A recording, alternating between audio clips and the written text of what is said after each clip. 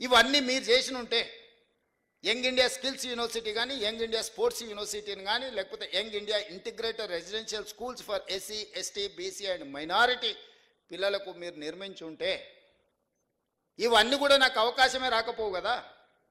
ఈ 59,000 ఉద్యోగ నియామక పత్రాలు మీరు అధికారంలో ఉన్న 10 సంవత్సరాలలో ఈ పిల్లలకు ఉద్యోగాలు ఇచ్చి ఉంటే ఈరోజు ఈ నియామక పత్రాలు నేను ఇవ్వాల్సిన పరిస్థితే రాకపోతుండే కదా. మీ కుటుంబంలో నియమించుకున్న కారుణ్య నియామకాలు అదే కారుణ్యము ఈ పిల్లల మీద చూపించుంటే 500 కుటుంబాలకు ఇవాళ రవీంద్ర భారతిలో నేను కారుణ్య నియామకాలు ఇవ్వాల్సిన అవకాశమే ఉండకపోతుండే కదా.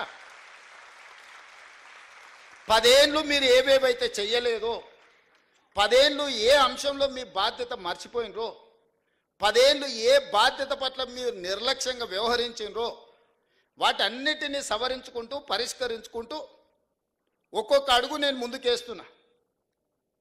ఇంతకుముందు బిల్డ్ నౌ, ఇప్పుడు టౌన్ ప్లానింగ్ వాళ్ళు మీరు ఉన్నారు, ఏ పర్మిషన్ కూడా ఏ రికార్డు లేదు.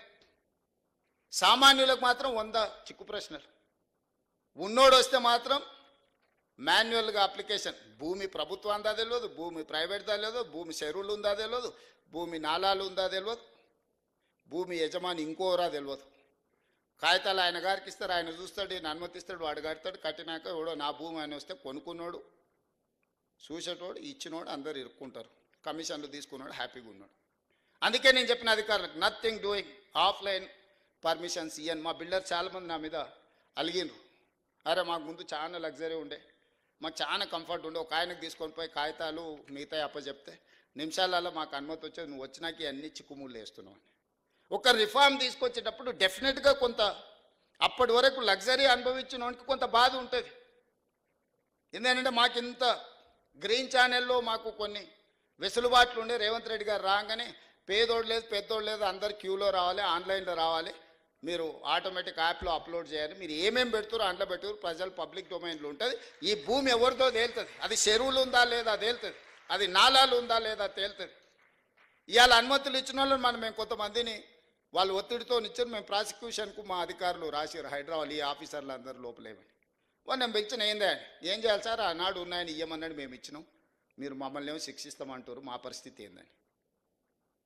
అందుకే కుర్చీలో కూర్చున్న వాళ్ళు ఒత్తిడి తెచ్చినా పారదర్శకంగా ఉండాలని ఇవాళ బిల్డ్ నవ్ అనే ఒక యాప్ తీసుకొచ్చి పబ్లిక్ డొమైన్లో పెట్టి ఎంత పెద్దోడైనా ఇందులోనే అప్లికేషన్ పెట్టుకోవాలి, దీన్ని స్క్రూటినీ చేయడానికి ప్రజలకు అవకాశం ఇచ్చినాం, ప్రభుత్వ అధికారులకు అవకాశం ఇచ్చినాం. రేపు పొద్దుగాల ప్రభుత్వ ఉద్యోగస్తులకు అనుమతి ఇచ్చింది కాబట్టి మీరే బాధ్యత, మీరు శిక్ష అనుభవించుండి అని మిమ్మల్ని బలి చెయ్యొద్దన్న ఆలోచనతోని ఈరోజు తెలంగాణకు సంబంధించిన కొంతమంది తయారు చేసిన ఒక యాప్ని ఈరోజు మనము ఇంట్రడ్యూస్ చేసినాం. ఇవన్నీ కూడా పారదర్శకమైన పరిపాలన అందించాలని, ఒక ట్రాన్స్పరెంట్ గవర్నమెంట్ ఇవ్వడానికి చేస్తున్న వెల్ఫేర్ అండ్ డెవలప్మెంట్తో పాటు ఒక ట్రాన్స్పరెంట్ గవర్నెన్స్ ఇవ్వాలనేది నా ఆలోచన. That is called good governance, that is called Telangana model. Subscribe us and press the bell icon for more interesting updates.